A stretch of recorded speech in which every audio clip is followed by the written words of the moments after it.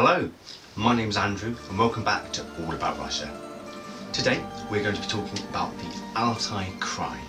The Altai Krai is located in the south of Siberia, in the Siberian Federal District and in the West Siberian Economic Region.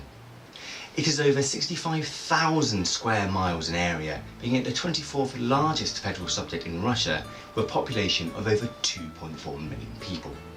It shares borders with the Novosibirsk Oblast to the north, Kemerovo Oblast to the east, the Altai Republic to the south, and the nation of Kazakhstan to the west. The main river that runs through the Krai is the river Ob, which formulates in the south of the district from two converging rivers, the Bir and the Katun rivers.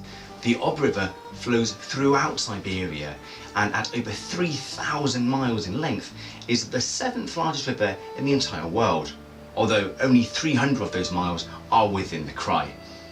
Forests make up just over a quarter of all land, with farmland making up another 40%. The rest of the terrain is a mixture between urban, mountainous and steppe terrain. The Krai is in the Krasnoyarsk time zone, although that is only recently as of the 27th of March last year. Before that it was within the Omsk time zone. The flag of the Krai is a bicolour of red and blue, with a sheaf of corn on the blue part to represent the agricultural history of the area. Inside the flag is an emblem. The border of the emblem is ears of wheat wrapped in a blue ribbon to again signify the agricultural history of the area, with the top part being a blast furnace to represent the mining history of the area, and the bottom part being possibly the largest vase in the world, the Tsaritsa vase, which is meant to signify the bravery and courage of the people of the area.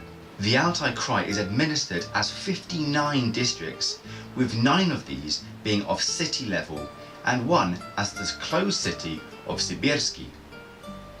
Of note, the Nemetsky Nationalny Rayon, or German National District, exists in the northwest of the Krai as a historic base for German Mennonite immigrants who still make up a third of the population. Barnaul is the capital of the region, located in the northeast along the Ob River. Originally this settlement was actually founded on the Barnaul River, which flows through the heart of the city, and is theorised to come from the old Kalmyk words for dark water, or grey lake, or wolf water. No one seems to be particularly clear about this one. Regardless, we do know the city was first recorded on the 1st of September 1734 with the direct help of a man called Akinfi Demidov, who was a famous metallurgist from the Ural region. Barnaul has always been centred around mining and metallurgy, and had grown so popular that in 1771 it was granted the title of a mountain city, a title shared only with one other city in Russia, and that would be Ekaterinburg.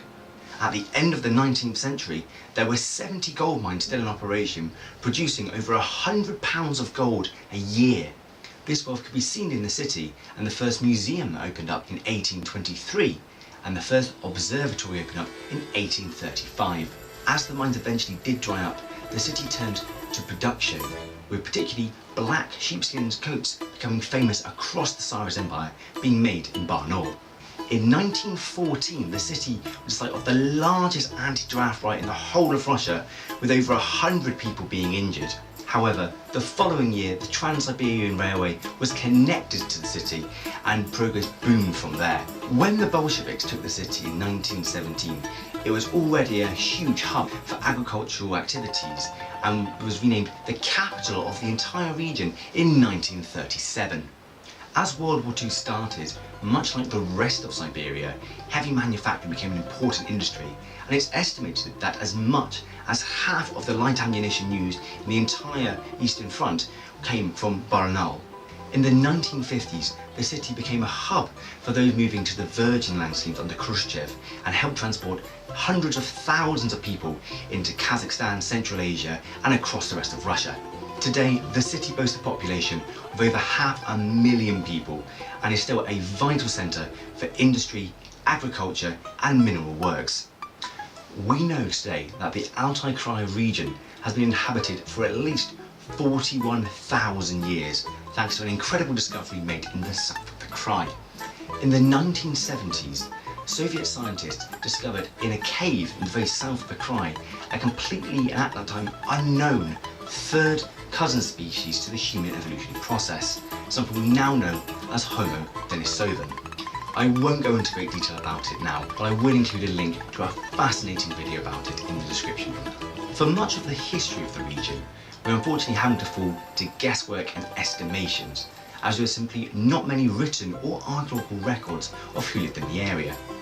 One of the first that we do find, however, is of a Scythian-esque people dating from around the 9th century BC. The reason I say Scythian-esque and not Scythian is because the burial mounds that they have left closely resemble those of Scythians, but it is not 100% conclusive that it's actually them, so it could have been a different group entirely. Our first written records come from the Han Chinese sources, stating that the area fell under the control of the Xiongnu Empire about 209 BC. But who exactly were the Xiongnu? This is an excellent question because nobody really knows. Unfortunately, whilst the Han records do say that the Empire had control of this area, it doesn't really say who they actually were, so there's many theories around this. Maybe they were a Chinese people, maybe they were Mongolian, Turkic, Hunnic, no one really knows for sure, and unfortunately there's nothing at the moment to give us more of an indication of who lived there. What's more, because the region of the Altai Krai as we know it today fell on the outer region of the Xiongnu Empire, it could have been a completely different ethnic group living there even then. However, what we do know is that in the Han sources it states that the region was famous for its metals even then. Whoever was living in this area, we have records again from Han Chinese sources saying that the area came under control afterwards of the Xianbei people in 93 BC. The Xianbei are equally mysterious as no one's quite sure who they are. Popular opinion thinks they were a proto-Mongol people, but again, it's not 100%. However, that fell apart in 330 AD, and the region fell under the control of the Mongolian Rouran Khaganate. At this point, it's probably worth clarifying that most historians think that these empires were more of a loose confederation of nomad tribes rather than, say, Romanesque empire with consuls and particular buildings. It seems very much more of an allegiance rather than a structured, fortified empire. Again, Han Chinese sources state that that Khaganate was shattered by a combined force of Central Asians, Chinese and Turkic people from the steppe as well. Now, at this point it gets a little bit hazy again, as no one's quite sure who is living there. Some historians believe that the Turkic people, the Göturks, actually moved and settled in the area in their stead. And there is some strength to this, as the Altai people who live in the region today and in the Altai Republic do speak a Turkic language. However, that is not to say that it is conclusive evidence by any means.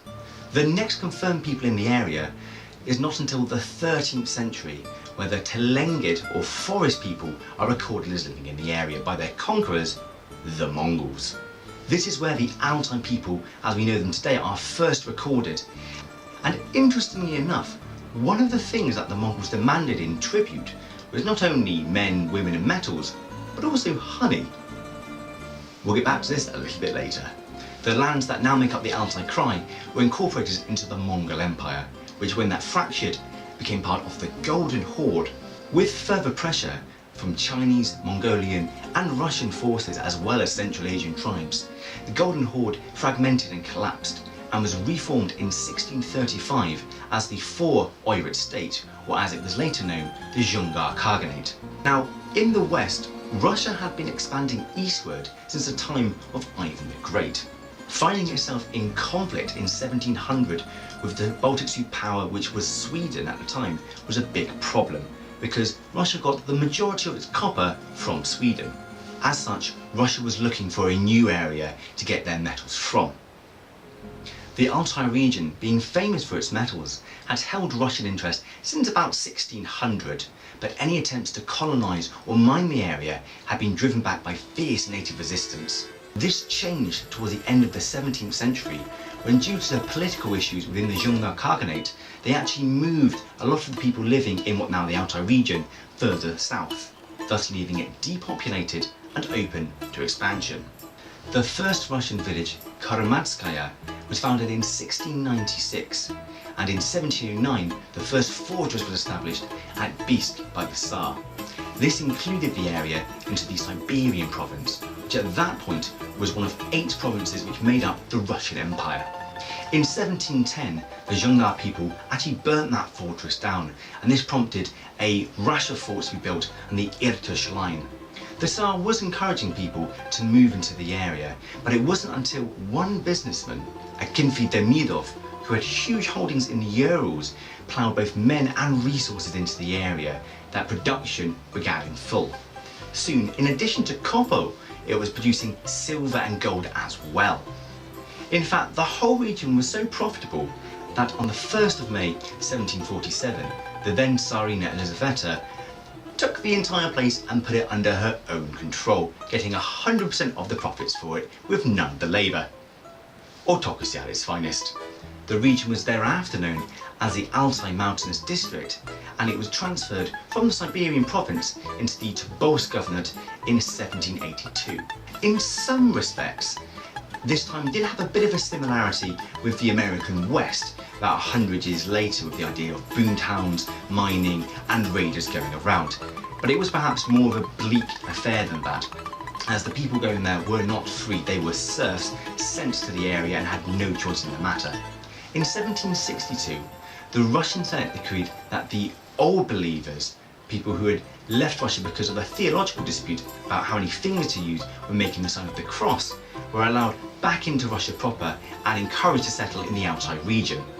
It is estimated that up to 20,000 old believers settled in the Altai Krai region, and their villages can still be found today. In 1804, the region was switched to control of the Tomsk Governorate. Later, in 1861, when serfdom was abolished, it coincided with changes within the Krai itself anyway. The metal deposits there had been declining for a few years. It was at this point, with the change in the serf labour as well, that many other industries such as dairy farming and beekeeping were encouraged in the area instead. In 1906, as the region was still seen as undeveloped, the Russian government encouraged more settlers to take the land at a very cheap price. This attracted the interest of many German Mennonite families, and they moved en masse to the area. Many of their villages can still be found today, although many of the names have changed to a more Russified version as of 1914 and the Great War starting. Whilst the names of their villages may have changed as a result of the 1914 general Russification at the outbreak of the First World War, their religious affiliations have not changed, and there is even today a strong Mennonite community in the Altai Krai region. When the Civil War started in 1917, the region declared for the Bolsheviks and was set up as the Altai Governorate. However, as with many places along the Trans-Siberian route, white forces moved in and the following year took the region. This prompted a guerrilla campaign, and it wasn't until 1919 where white forces abandoned the area and was reclaimed in the name of the Bolsheviks. Once the Bolsheviks were back in power, some changes were made. In 1925, the region, as well as others around it, were combined into a Siberian region. This lasted until 1930, when the region was split in half and the Altai Krai region fell into the West Siberian region. Finally, on the 20th of September 1937, the region was taken apart from there and declared the Altai Krai. When the Second World War started, much like the rest of Siberia, the Altai Krai became a heavily industrialised region, as industries that were formerly in the west were removed further east for safety. This led to over 100 different enterprises being set up in the Altai Krai region, as well as it becoming a breadbasket for the rest of Russia. Over 500,000 people left the region to fight on the Eastern Front. Unfortunately, barely half of those ever returned. It was not only industries that were moved further east. Volga Germans, who had committed no crime other than be German nationality, were deemed as traitors by Stalin and moved en masse to the east, with around 400,000 being settled in the Altai Krai region in terrible conditions. Even once the war was finished, the Altai Krai region remained a heavily industrial place, with by 1960, 80% of all tractor plows in the USSR coming from the region. In addition, as part of Khrushchev's Virgin Land Scheme, an extra 2.9 million hectares of land was set aside for cultivation, with an influx of over 350,000 people from across the rest of Russia relocating to Altai Krai. The apex came in 1956, when the region recorded 7 million tons of grain being collected. In 1973, the Altai University was also set up in Barnaul. However, we know the shape of the Altai Krai today as a result of 1991. The southern part of the then Krai was inhabited mainly by Altaian people, who then opted to separate and become their own republic. The Altai Krai is the largest agrarian region in the whole of Russia. It produced in 2010 23% of the entire West Siberian agricultural produce. It produces a mixture of cereal crops, fruits, berries, as well as medicinal plants used across Russia. As a legacy of its Soviet past, the region is known for its mechanical engineering, tractor production, as well as food processing. Since the 2000s, it's become a bit of a tourist destination, and in 2009 nearly 1 million people came to see the spectacular views in the Krai. However, as of February 2017, the region actually has an unemployment rate of 8.5%, which is higher than the national average of 5.5%. As of the 2010 census, the Krai has a population of over 2.4 million people. However, this is actually down from the 2002 census at 2.6 million. Over 56% of the population live in urban areas, with the remaining living in rural locations. In the 2010 census, nearly 94% of the people declared themselves to be Russian, with the nearest group coming after that being Germans at 2%, Ukrainians at 1.5%, and several other different groups such as Tatars, Bashkirs and Altaians making up small chunks in their own right. In that same census, 26% of the population declared themselves to be Christian, with around 22% of that being Russian Orthodox. As before mentioned, there are still significant Old Believer and Mennonite populations within that as well. Islam makes up only 1% of the religious affiliations of people in the region, with 31% declaring themselves to be spiritual but of no particular religion. This would include native beliefs from Altaian people as well as New Age pagans and New Age believers. Declared atheists sit at 27% of the population. In the Krai as of 2010, the birth rate was 12.7 per 1,000 people. However, much like the rest of Russia, this is actually down from the 1992 census, which was at 12.9%. Drug abuse, however, is much lower than in the rest of Russia, at only 3.89 people per 100,000, although alcoholism is higher than the national average. Politically, the Altai Krai has historically been part of the Red Belt. Now, this is a nickname for the regions which still align themselves with communist parties and where the Communist Party have strong followings. However, in the last federal election in 2012, Vladimir Putin's United Russia Party won with 57% of the vote, with the nearest rival being the Communist Party at around 20%. The current governor of the region is Alexander Karlin, who's been in power since the 25th of August 2005. He was directly put there by Vladimir Putin, unfortunately on the death of his predecessor who died in a car crash. He is, however, quite popular in the Krai and in 2014 won 72% of the vote in the governor election. Now, earlier in the episode I did mention about Yasak, the demand for tribute from the Siberian tribes. Now, what this included was of course honey, which was continued by the Tsars even after the Mongols had finished. Now, the honey produced in the Altai region has been known for its both medical properties as well as fantastic taste. Some may even argue it's the best honey in all of Russia, but there are some regions who may dispute this. Today it is a popular souvenir for those visiting the region, and beekeepers who live in the Altai Krai even say it acts as an aphrodisiac. Thank you for watching. I hope you found this episode interesting. Stay tuned as the next episode will be about the Altai Republic. Пока.